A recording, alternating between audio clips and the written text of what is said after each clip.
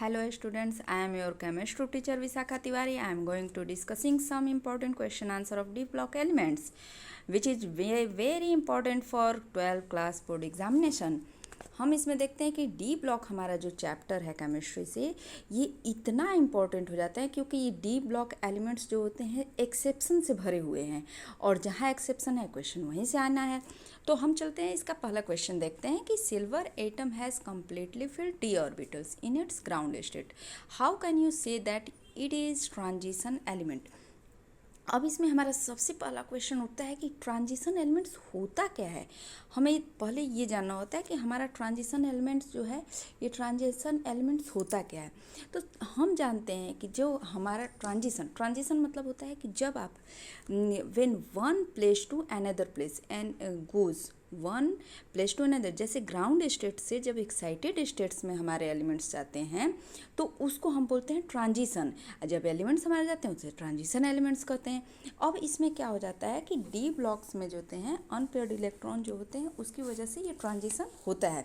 लेकिन हम क्या देख रहे हैं कि जो हमारा सिल्वर एटम होता है उसका इलेक्ट्रॉनिक कॉन्फ़िगरेशन होता है 4d10 5s1 और 4d10 5s1 होता है, यानी कि ये हमारा डी जो ऑर्बिटल है जो सबसे लाइटी वो तो फुलफिल्ड है, लेकिन ये कह रहा है कि नहीं ये ट्रांजिशन एलिमेंट शो करता है। तो ट्रांजिशन एलिमेंट्स वही शो करते हैं सकते हैं जो कि अनपेयर्ड इलेक्ट्रॉन हो। अनपेयर्ड होंगे तभी तो वो एक्साइटेड होंगे, ग्राउंड स्टेट से अपने एक्साइटेड स्टेट में जाएंगे।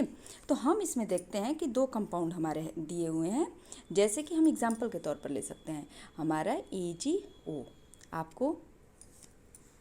आपको वैलेंसी निकालने तो आती ही होगी। जैसे हमारा सिल्वर का +1 होता है और ऑक्सीजन का -2। ये आपको पता है कि +1 क्यों हुआ है, ये -2 क्यों हुआ है, क्योंकि इसने क्या किया है अपने 1 इलेक्ट्रॉन को लूज़ किया है और इसने 2 इलेक्ट्रॉन्स को गेन किया है। जो इलेक्ट्रॉन गेन करते हैं वो माइनस चार्ज दिखाते हैं, जो लूज़ करते हैं वो प्लस चार्ज दिखाते हैं। तो अब इसमें हम क्या देखते हैं कि Ag का इस तरह ऑक्सीडेशन स्टेट +2 शो करता है। तो जब Ag हमारा सिल्वर जो है +2 ऑक्सीडेशन स्टेट शो कर रहा है तो ऐसे सिल्वर का होता है 4d10 5s1। लेकिन +2 जब हम ले लेते हैं सिल्वर +2 तो उसमें हमारा हो जाता है 4d9। 1 यहाँ से चला जाता है, 1 यहाँ से चला जाता है, बचता है 4d9। तो ये जो 4d9 है अब ये क्या हो गया, अनपेयर्ड हो गया। जब अनपेयर्ड हो गया तो ये क्या करेगा, ट्रांजिशन शो करेगा। तो इसे हम इसलिए बोल सकते हैं कि सिल्वर जो होता है ट्रांजिशन एलिमेंट शो करता है। यहाँ लिखा हुआ है T subshell is incompletely filled, hence it is transition elements। तो आपको इसको बेटा रटना नहीं है, आपको इसको ध्यान से समझना है और एक एक चीज़ आप समझते चलोगे तो आपको इजी हो जाएगा लर्न करना। केमिस्ट्री ऐसी कोई जैसे होता है कि आदमी सोचता है कि हमें याद नहीं होगा, याद करना ही नहीं है आपको, इसको बस स्टेप बाय स्टेप समझते चलो और जो क्वेश्चन पूछ रहा है उसका आंसर दो। आप बोर्ड में इसको इस तरह से एक्सप्लेन करके लिखोगे तो आपके 100% अच्छे नंबर आएंगे। अब हमारा दूसरा क्वेश्चन बोल रहा है कि इन द सीरीज स्कैंडियम जिसका एटॉमिक नंबर क्या होता है 21 टू जिंक जिसका एटॉमिक नंबर 30 होता है, the enthalpy of atomization of zinc is the lowest, that is 126 kilojoule पर मोल। वाई। अब इसमें क्वेश्चन बोल रहा है कि हम जब स्कैंडियम टू जिंक जाते हैं तो हमारा एंथैल्पी ऑफ एटोमाइजेशन क्यों कम होता है। जैसे स्कैंडियम का हाई होगा उससे ज़्यादा उसका, उससे कम उसका होगा, उससे कम। तो हम जब जिंक तक आ जाते हैं तो हमारा एंथैल्पी ऑफ एटोमाइजेशन क्यों बहुत कम हो जाता है। तो सबसे पहले इसमें समझते हैं कि एंथैल्पी ऑफ एटोमाइजेशन होता क्या है। तो एंथैल्पी ऑफ एटोमाइजेशन बेटा हम उसे बोलेंगे जब हम कोई भी क्रिस्टल लैटिस स्ट्रक्चर आप देखते हो तो वो स्ट्रक्चर कैसे होते हैं, एक दूसरे से सटे हुए होते हैं। क्रिस्टल लैटिस बनाते हुए एक दूसरे से बहुत अच्छे से जुड़े होते हैं। तो जब हम इसे ब्रेक करना चाहें तो हमें इसे ब्रेक करने के लिए बहुत एनर्जी देनी पड़ती है। जब बहुत एनर्जी जो देनी पड़ती है वही हमारा क्या होता है, एंथैल्पी ऑफ एटोमाइजेशन होता है। जब हम किसी चीज़ को ब्रेक करने के लिए अपना एनर्जी बहुत ज़्यादा लगाते हैं तो उसे ही हम एंथैल्पी ऑफ एटोमाइजेशन कहते हैं। तो इसमें अब हम देखते हैं कि enthalpy of atomization is directly linked with the stability of the crystal lattice and also the strength of metallic bond. जब वो ब्रेक करेगा तभी तो वो मेटल से बॉन्ड करेगा।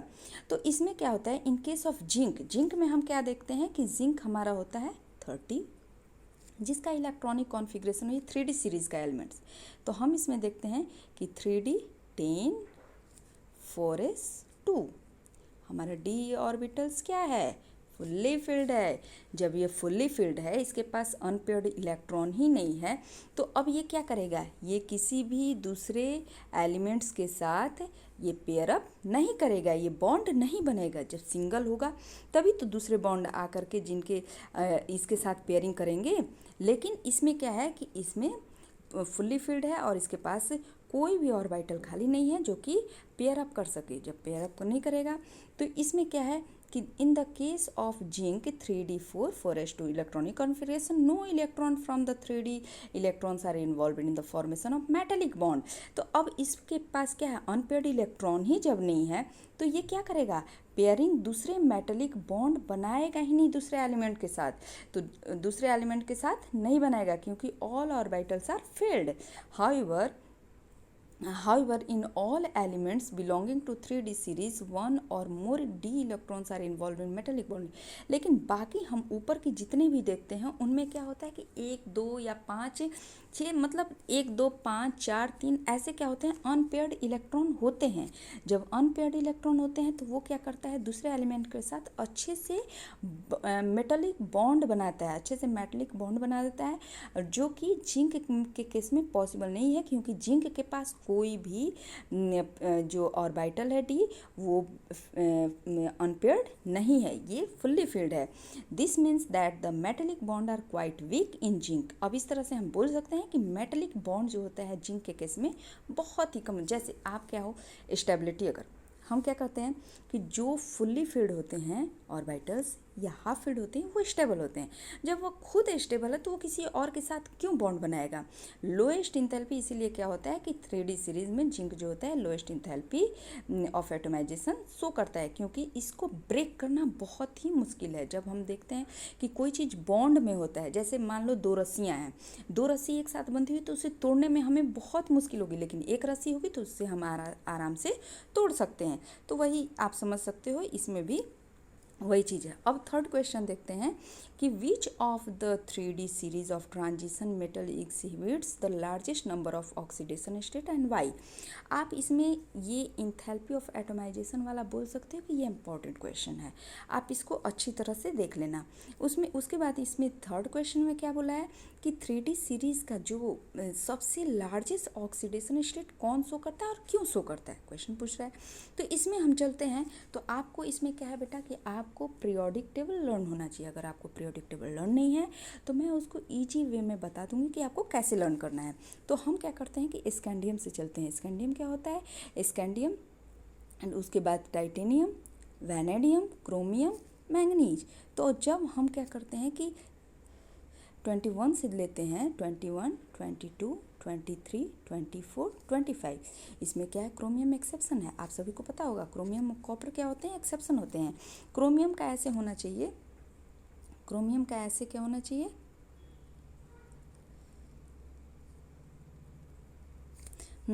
क्रोमियम का आप देखोगे क्रोमियम 24 होता है। तो मैंने आपको लर्न करने के लिए बताया था कि अगर आपको न याद हो कि 3D में कितने जाएंगे और 4s में कितने जाएंगे, तो आप क्या करो कि ये जो इसके फर्स्ट डिजिट होते हैं उसके बराबर क्या होता है, D में चला जाता है और 2 हो जाता है आपको 4s में। तो अब इसमें क्या करो कि ये एक एक्सेप्शन है, ये जनरल होना चाहिए था ऐसा, लेकिन ऐसा यहाँ पे होता नहीं है। तो ये भी एक अच्छा क्वेश्चन है, क्रोमियम और कॉपर से क्वेश्चन आ सकते हैं। तो इसमें आप देखोगे कि क्रोमियम का क्या होता है 24 होता है, लेकिन इसका इलेक्ट्रॉनिक कॉन्फ़िगरेशन हम लिखते हैं 3d5 4s2। क्यों?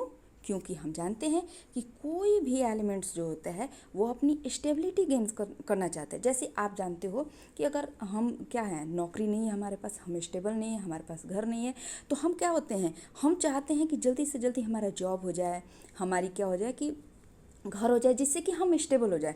उसी तरह की एलिमेंट्स भी होते हैं जो कि चाहते हैं कि जैसे 3d4 था तो उसको एक इलेक्ट्रॉन और मिल जाता तो वो क्या हो जाता, स्टेबल हो जाता। क्योंकि आप जानते हो कि डी ऑर्बिटल्स जो होते हैं फुल्ली फिल्ड और हाफ फिल्ड जो होते हैं, वो कोई भी एलिमेंट्स फुल्ली फिल्ड और हाफ फिल्ड हैं तो वो स्टेबल हैं। तो करीब था तो उसने क्या किया कि इससे एक इलेक्ट्रॉन ले लिया और यहाँ पे हो गया 4s1 और 4s1 5d 3d5 हो गया। अब इसका हमने क्रोमियम का देख लिया, अब मैंगनीज का देखते हैं। तो इसमें क्या है, आपने देखा कि 5 है और 4s1 है, तो ये अपने इलेक्ट्रॉन को यहाँ से 1 लूज़ करके, यहाँ से 5 लूज़ करके क्रोमियम क्या कर सकता है, शो कर सकता है +2 +3 +4 +5 एंड +6।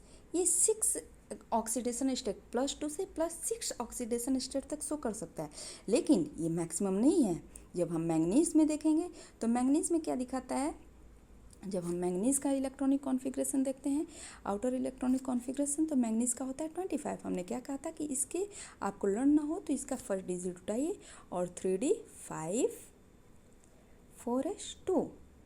अब इसमें देखिए 2 यहाँ से इलेक्ट्रॉन मिल गए, 5 यहाँ से मिल गए, यानी ये अपने 7 इलेक्ट्रॉन को क्या कर सकता है, लूज़ कर सकता है। तो अपने 7 इलेक्ट्रॉन को लूज़ करके मैंगनीज क्या बनाता है, मैंगनीज +2 हो जाता है, मैंगनीज +3 शो करता है, +4 शो करता है, 4 5 +6 एंड +7, यानी कि ये क्या कर सकता है, +2 से लेकर के +7 इलेक्ट्रॉन तक लूज़ कर सकता है।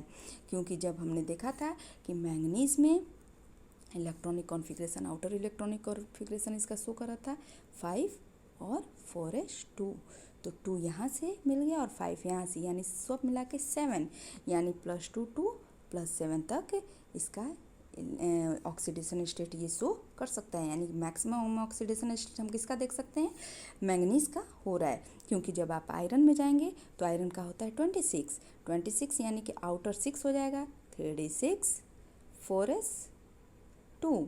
तो इसमें जब हम देंगे तो 6 ऑर्बिटल, जब सब ऑर्बिटल हम बनाएंगे 5 का, तो इसमें 1 2 3 4 5, लेकिन 6 है तो ये 6 इधर आ जाएगा। तो यानी कि हमें अनपेयर्ड कितने मिले, 4, तो 4 यहाँ से जाएगा, 2 यहाँ से, यानी कि सिर्फ ये भी क्या कर सकता है, +2 to +6 तक ही शो कर सकता है, लेकिन +7 नहीं शो कर सकता है। मैक्सिमम किस में शो होगा, सिर्फ और सिर्फ मैंगनीज में शो होगा ऑक्सीडेशन स्टेट। तो हम अब ये लिखने के लिए देख सकते हैं कि लिखेंगे कैसे, तो लिखेंगे कि manganese show maximum number of oxidation state. This is because its outer electronic configuration is 3d5 4s2। इसमें क्या होता है कि 3d और 4s का क्लोज इन एनर्जी, यानी दोनों की एनर्जी लगभग बराबर होती है, इसलिए हम दोनों से निकाल सकते हैं। It has maximum number of electrons to lose और share, hence so oxidation state from +2 to +7 which is maximum number. अब आप इसको रटोगे नहीं, अब आप इसे क्या करोगे, आराम से पढ़ोगे और समझोगे। आज के लिए बेटा इतना ही, अगले में हम फिर से मिलेंगे और फिर से आगे डिस्कस करेंगे। इसके लिए धन्यवाद। अगर आपको अच्छा लगे तो आप लाइक करें, सब्सक्राइब करें, शेयर करें। Thank you.